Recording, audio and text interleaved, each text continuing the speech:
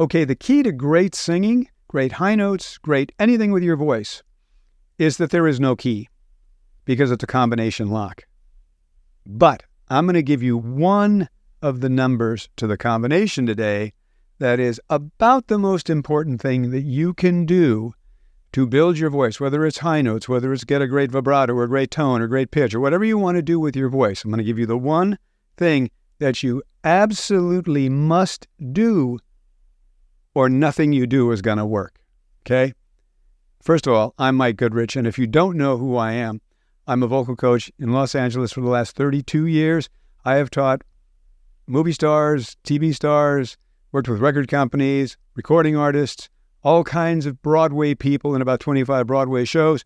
That sounds all great. None of it should matter to you, because who cares if I can't help you? So what I'm going to do is share something with you that I have learned in my 32 years of teaching, living with myself and my own voice, doing performing, and watching thousands of singers that I've coached, and probably literally hundreds of voice teachers that I've coached as well.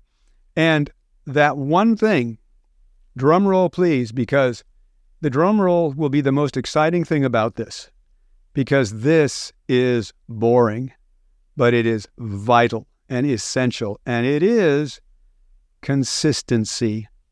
You have to be consistent. Now, before everybody just drops off and stops watching this video because you go, well, I want the high notes, so he's not giving me the high notes. You know, there are plenty of videos I do where I demonstrate high notes, and there are plenty of guys singing high notes on YouTube and gals singing high notes on YouTube. But I'll tell you, if you don't master the art of consistency, you can watch all the videos you want and you can acquire all the knowledge you want, but if you don't take action on that knowledge consistently, in a methodical way, then you're going to be bouncing around like a ball in a pinball machine, okay? So I want to tell you a little bit about how to do this. First of all, consistency means just that. It doesn't mean randomly. Consistency is not singing once in a while in your car. Oh, by the way, I'm going to get a little bit in your face right now about this stuff, because I'm going to talk to you. People who watch my channel generally actually want to learn how to sing much, much better. And oftentimes they're intermediate to advanced singers, okay? You can be a beginner, that's fine. If you're a beginner, welcome. Please, eat it up. It's all for you as well. But most people are pretty serious about singing when they come to me and when they watch, because that's who I work with. I work with intermediate and advanced singers. So, random singing in your car and calling it practicing or singing is not that. That's just having fun, which is great because we want to have fun. But don't confuse that with being consistent with your voice. Being consistent with your voice is being methodical with your voice. It's being deliberate with your voice. It's being conscious and on purpose with the things you do. You are doing this to acquire this outcome, okay? You're doing things purposefully. Now, you don't need a lot of time. You just need to do it regularly. There are those big stars, whether it's athletics or it doesn't matter what it is, that are consistent and oftentimes using much less time than you think they would use, right? I saw an interview with a great coach, and I want to read it because I want to make sure I get his name right. And of course, I wrote his name, and now I have no idea where I wrote it. Here it is. His name is Coach Dana Cavalea, and he has coached two of the biggest Hall of Famers in baseball ever. He used to coach with the Yankees. He coached Derek Jeter, and I want to make sure Mariano Rivera, okay? These guys are huge. He's coached billionaires. He's coached entrepreneurs. He's coached all kinds of people. And I was watching an interview with him recently, and this has been my experience as well. So it was fun to see it validated. He says, the greatest players don't necessarily get to the field the earliest and leave the latest. He says, the greatest players may get to the field last and leave first, but while they're there, they're absolutely methodical and deliberate about what they're doing and when they're doing it, and they do it consistently all the time. He says most of the people that look like they're in the celebrity spotlight, behind the scenes, their backstage, as I call it, is kind of boring. And I'll validate that with people that I have worked with that are whether they're celebrities or whether they're just functioning at the pro level for themselves. The backstage that we don't see is kind of boring. And it's methodical, and it's consistent, and it's dull. And sometimes they don't want to do it because it's not exciting, it's not glitzy. And yet most of us compare ourselves and our voices and where we are backstage to somebody else's on stage. And that's not what we want to do. We don't want to be in our room like I'm in my studio now and I'm singing, and if it's not going great for some reason, I don't want to compare that to Michael Bublé's recorded version of Feelin' Good, produced probably by David Foster, which is flawless and perfect. And that's his own stage. That's what they've decided they're going to put out to the world. Yeah, he could probably do it in one take, but I don't know how many takes that took. I don't know how long he rehearsed that song and learned that song and played with it until it was really in his body and he owned it. I'm not going to sing it 3 times and sound like that. So I don't want to measure myself against that. That's not what I'm talking about. We don't know what they did consistently to get to that point. So before I go completely down the rabbit hole, let me get down to some science.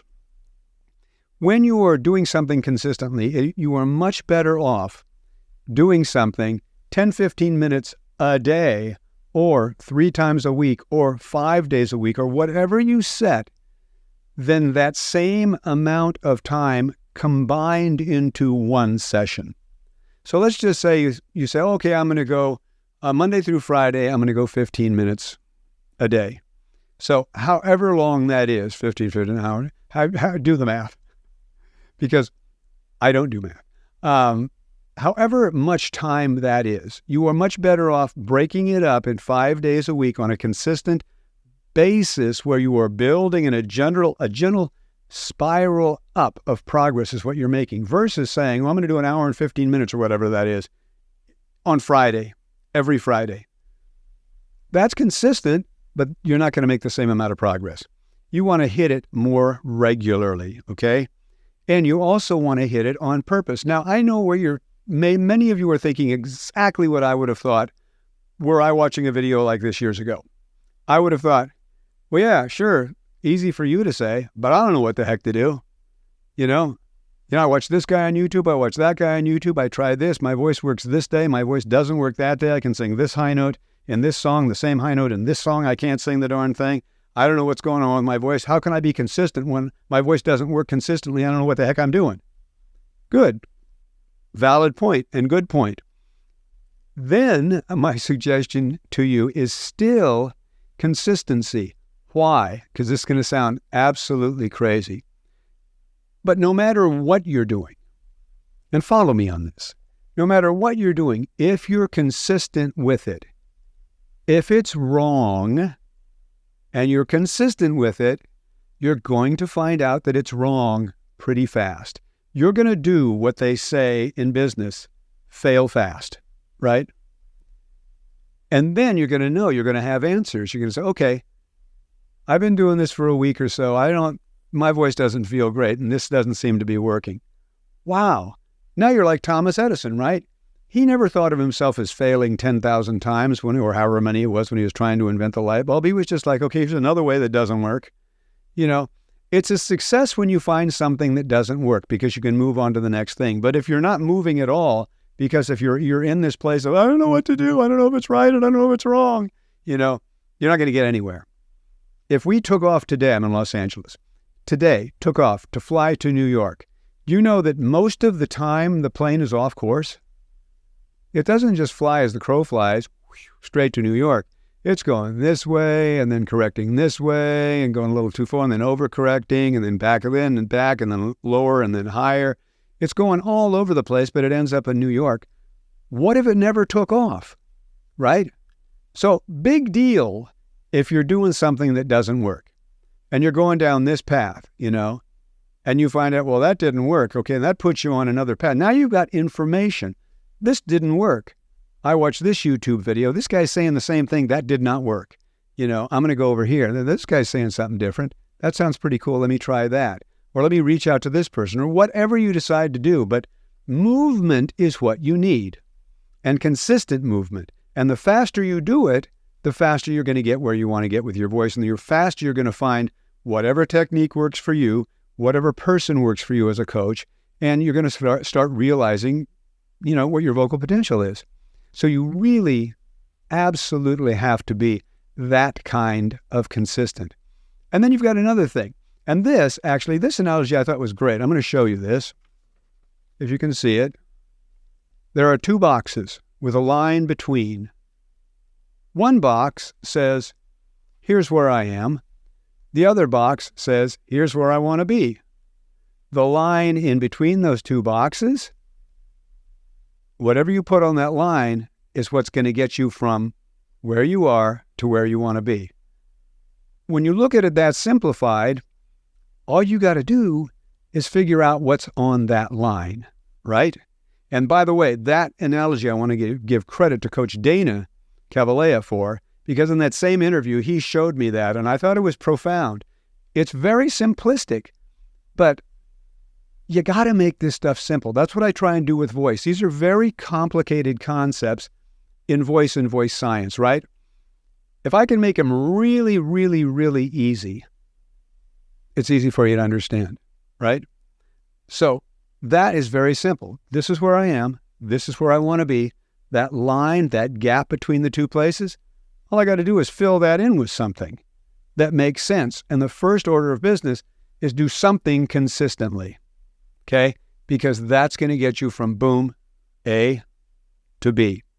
So in keeping with the fact that I like to make things simple, I have a free book for you. And it's a short book. You can read it in probably less than an hour. It's called Fearless Singing, and it will help make you a fearless singer. It comes with a ton of bonuses, video bonuses, all kinds of things. It's absolutely free. It's going to talk about the three main components of singing and why you need all three, why one without the other two or two without the other one, it's not going to cut it. You're not going to be able to function at the pro level. Whether you want to function at the pro level for yourself or because you want to be a pro, it doesn't matter. But if you want to be your best, you've got to do all three of these. And I don't know anybody else that's talking about all this stuff.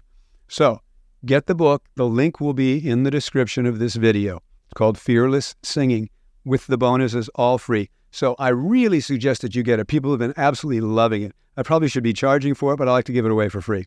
I have enough stuff I charge for. So that's why I like to do some of this other stuff like YouTube videos and podcasts. By the way, I do the Inner Singer podcast, which if you like this video, please give it a like.